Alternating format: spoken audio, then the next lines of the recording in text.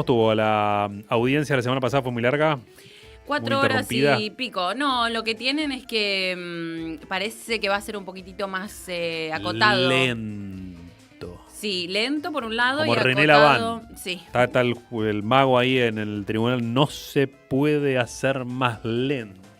un poco más lento porque a partir de noviembre, los últimos 2 meses de este año, va a haber nada más que 2 audiencias por mes, que Tranca. es lo que están pautado hasta el momento.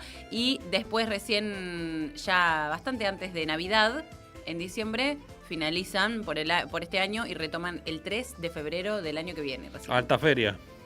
Exactamente, la feria judicial de verano con, bueno, estas audiencias hasta fin de año. Esperemos que terminen los alegatos de la querella, que a esto venía, era lo que te estaba comentando en relación a que pareciera ser un poco más acotado el relato.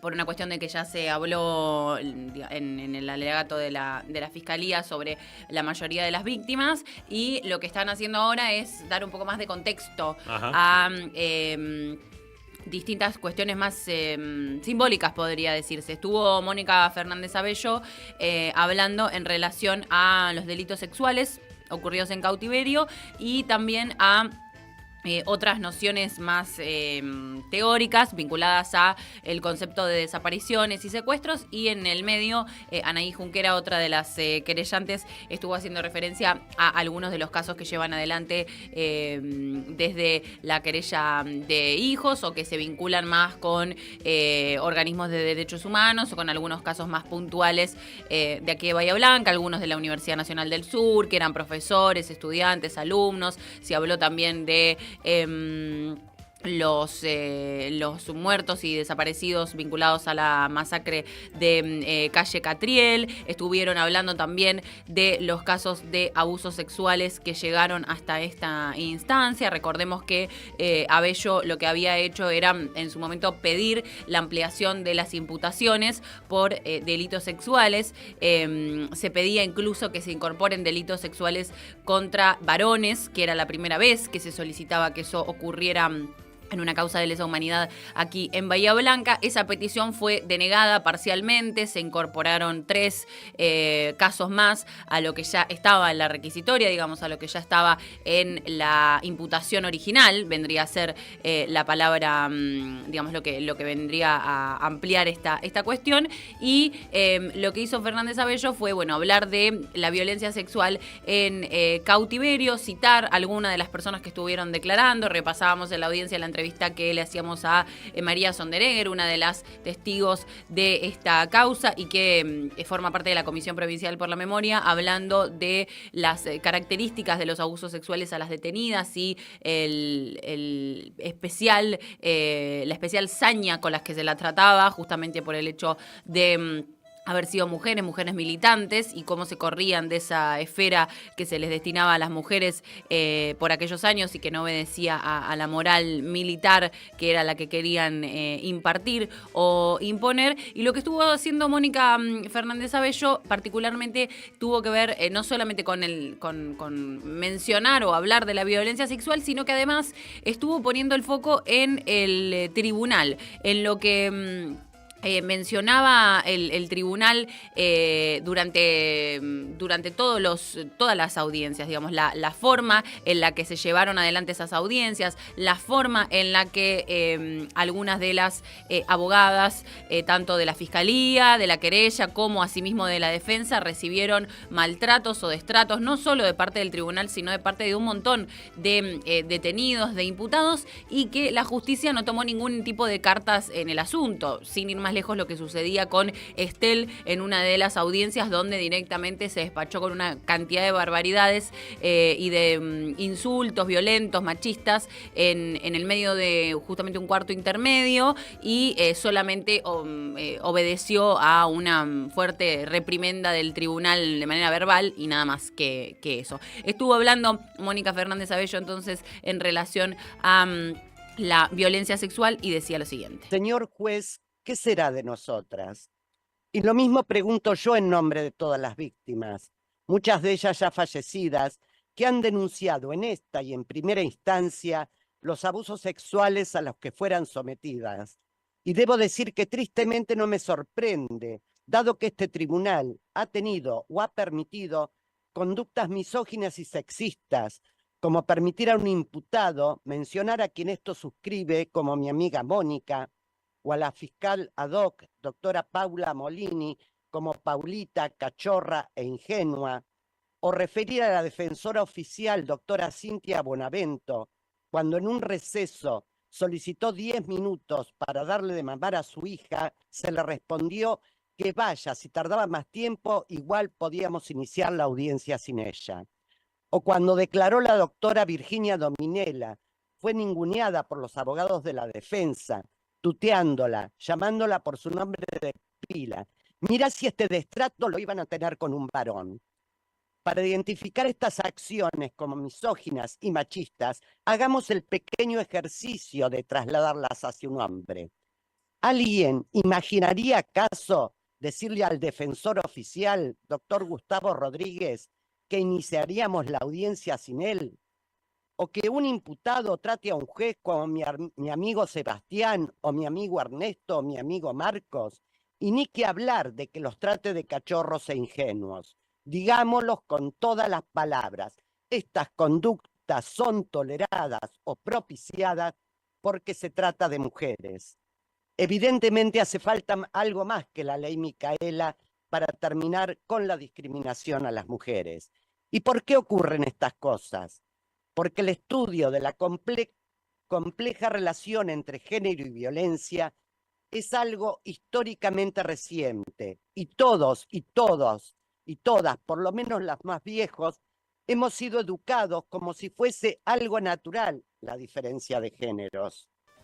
Ahí estaba entonces lo que mencionaba Mónica Fernández Abello, querellante de esta causa, de la mega causa Zona 5, y después estuvo hablando, luego habló Anaí Junquera en relación a algunos casos, como mencionábamos previamente, y después dieron algunos conceptos más teóricos o citaron algunas cuestiones vinculadas a la figura de los y las desaparecidos, desaparecidas, y cómo eso se vincula con la posibilidad que tienen las familias de hacer un duelo, la posibilidad que tienen de llevar a cabo el luto en relación a esas personas, y que estos juicios vienen a reparar simbólicamente en algunos casos, materialmente en otros, a través de la restitución de legajos, a través de el reconocimiento de que esto sucedió, vienen a reparar el daño transcurrido durante todos estos años, y habló de lo que ella denomina, o lo que en realidad algunos autores y autoras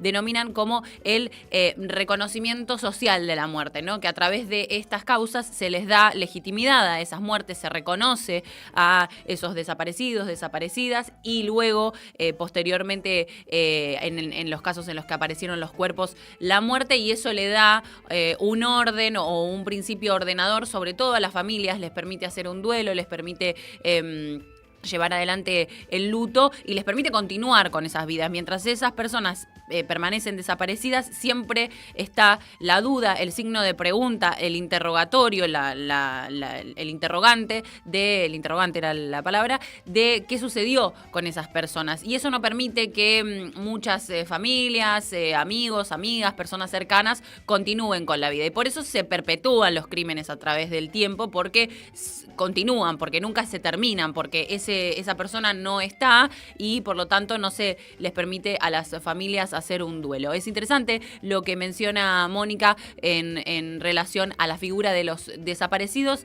y de la forma o no de hacer el duelo.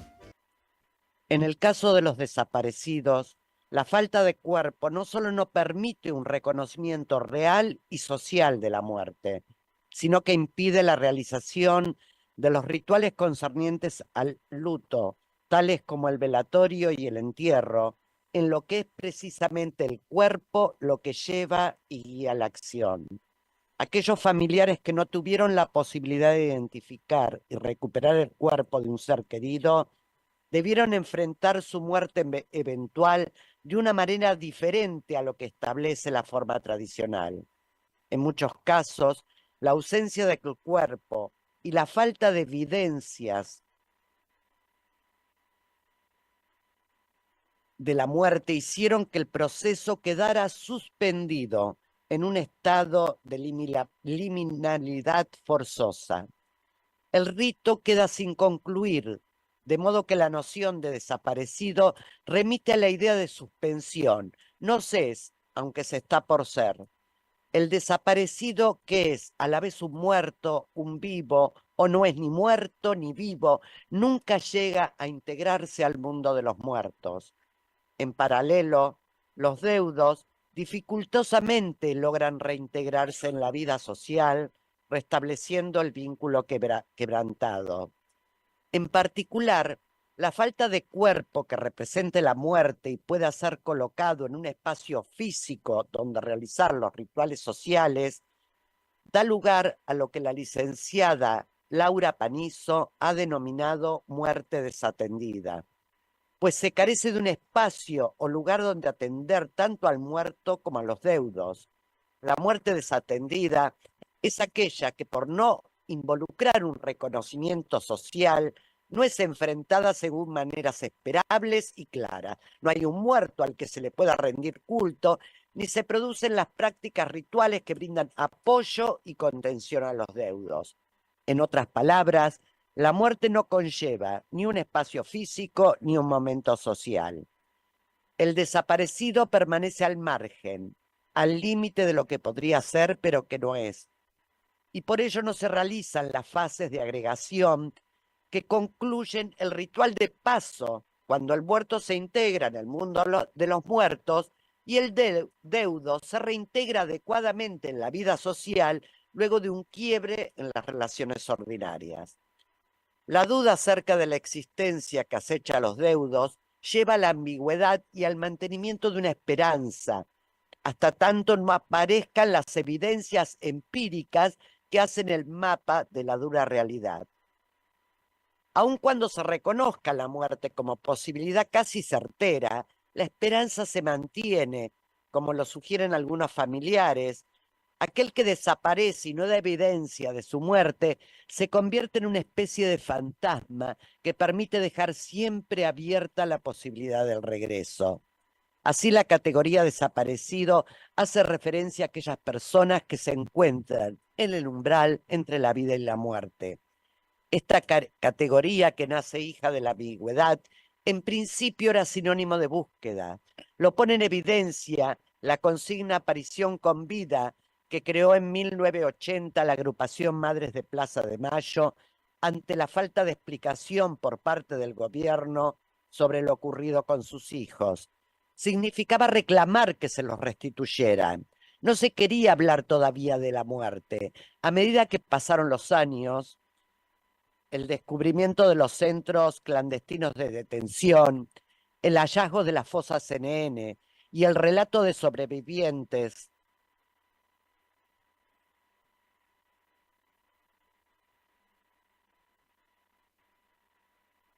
detenidos fue acercando a los familiares a la idea de la muerte y a la posterior necesidad, en muchos casos, de localizar el cuerpo. Es decir, la evidencia de la muerte, que diera fin a la prolongada búsqueda. Para aquellos que tuvieron la posibilidad de encontrar los cuerpos, la ratificación de la muerte no solamente significó sacar a la persona de la categoría de desaparecido, sino que implicó el reconocimiento social de la muerte. La recuperación de un cuerpo a través de las exhumaciones, que suele incluir información sobre lo acontecido, implica un acercamiento claro a la muerte, por la ubicación espacial del cuerpo y la consiguiente posibilidad de que se realicen los rituales mortuorios socialmente establecidos.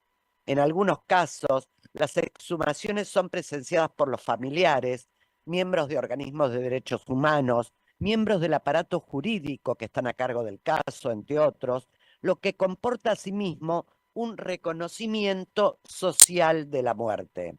Ahí estaba entonces la querellante Mónica Fernández Abello, habló de liminalidad. Liminalidad era ni más ni menos, es ni más ni menos a este concepto que se refiere Videla en su discurso tan conocido de no está ni vivo ni muerto, está desaparecido, que es nada más ni nada menos que no estar en ningún sitio, ni física ni mentalmente, no estar en un sitio, tampoco estarlo en otro, y a eso hace referencia Mónica en relación a este umbral entre la vida y la muerte que se establece a partir de la figura de los desaparecidos y las desaparecidas. Y también hablaba en relación a qué sucede con las familias de aquellas personas y cómo en esta interrupción del proceso de duelo por el mero hecho de no tener un cuerpo, un cadáver o un lugar a donde ir a buscarlo, también las familias empiezan a tener una especie de desaparición del ámbito público, porque en muchos casos se tienen que mudar de ciudades, de casas, de trabajo, cambiar de trabajos por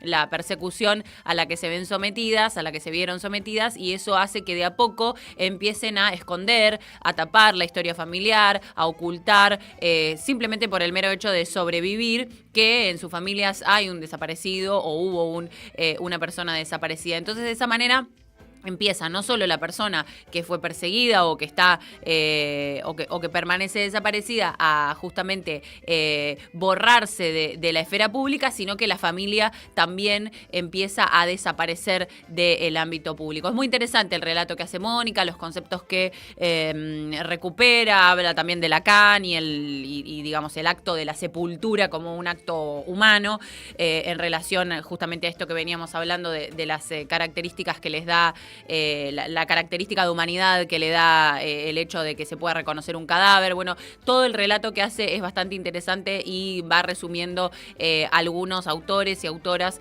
que cita en este alegato de manera, digamos, argumentativa, ¿no? Para hablar de lo que implicó la desaparición de las personas y los secuestros que no solo se están juzgando en este juicio, que se juzgaron en anteriores y que, organismos de derechos humanos van a continuar exigiendo que se juzguen en los próximos años hasta que no quede ni un solo represor sin sentarse ante los tribunales de un Estado de derecho democrático.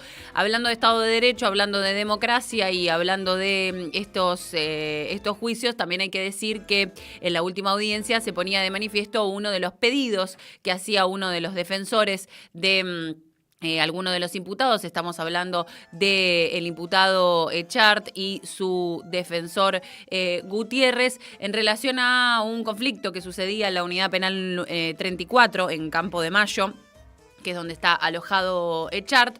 Hubo una discusión, hubo un conflicto, hubo también una herida con un arma blanca de parte de otro de los imputados, y esto solicitaba Gutiérrez, y posteriormente van a escuchar y también a ver, si lo están viendo en YouTube, lo que decía el presidente del tribunal, Ernesto Sebastián. He recibido 2 denuncias de mi defendido, el señor Echart, que se encuentra alojado en la U34, y se trata de una requisa irregular y, lo que es más grave, una agresión con armas blancas por parte de otro interno. Entonces, en beneficio de la integridad física de mi defendido, voy a subir esas denuncias que me ha hecho llegar y voy a pedir al tribunal su tratamiento en lo posible en la día de la fecha. Presidencia, resolvimos darle orden al director de la unidad penal donde se encuentra alojado para que tome las medidas pertinentes para resguardar la integridad física del mismo. Y en relación al restante hecho denunciado en esa presentación, como tiene que ver con la jurisdicción territorial donde se encuentra la unidad penal, que le dé intervención al juzgado federal en turno para que lleve adelante la investigación pertinente. Bueno, en particular a lo que se refieren es a una pelea que ocurrió dentro de Campo de Mayo entre Echart, que es uno de los imputados de esta causa, que estuvo prófugo mucho tiempo y que luego de profugarse lo encontraron, y por eso es que hoy está en una prisión común y efectiva. como muy pocos de los represores. Y el otro es Bernardo Caballero, otro de los alojados también preso por delitos de lesa humanidad en Campo de Mayo. Echart forma parte de este grupo que se hace llamar los muertos vivos, que son quienes vienen iniciando acciones con algunos de los diputados, las diputadas de La Libertad Avanza, que vienen presentando distintos proyectos de ley pidiendo morigeraciones de pena y que están realizando distintas acciones en ese sentido. Según lo que relataba la crónica de Luciana Bertoia, Echart forma parte de este grupo y el miércoles anterior a la audiencia de la semana pasada hubo una reunión, se estaba preparando una videoconferencia entre estos detenidos con la Comisión Interamericana de Derechos Humanos para expresarle todo esto que vienen mencionando de las condiciones o las supuestas condiciones en las que están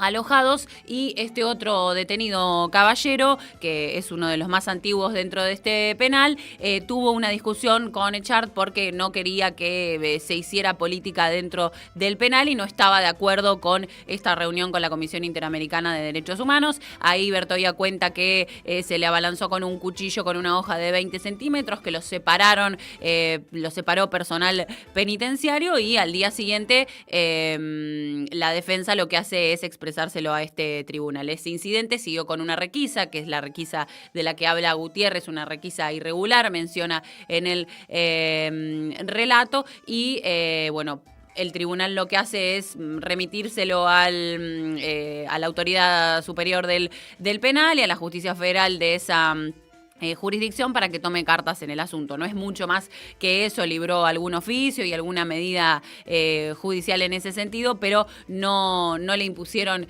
mucho más que esto que estamos mencionando. Ahí, bueno, empieza a abrirse incluso la grieta dentro de los propios represores presos en relación a la postura que están tomando algunos de ellos vinculado a estas relaciones con diputados, diputadas, funcionarios e incluso esta militancia que vienen llevando adelante para intentar que se les bajen las penas o incluso conseguir la libertad. Megacausa Zona 5 es lo que estamos relatando. Va a tener su audiencia durante esta semana, este jueves que está próximo a llegar dentro de algunos días, a partir de las 9 de la mañana, en la transmisión que hacemos en el canal de YouTube de la radio FM de la Calle TV, junto con compañeros y compañeras de La Retaguardia.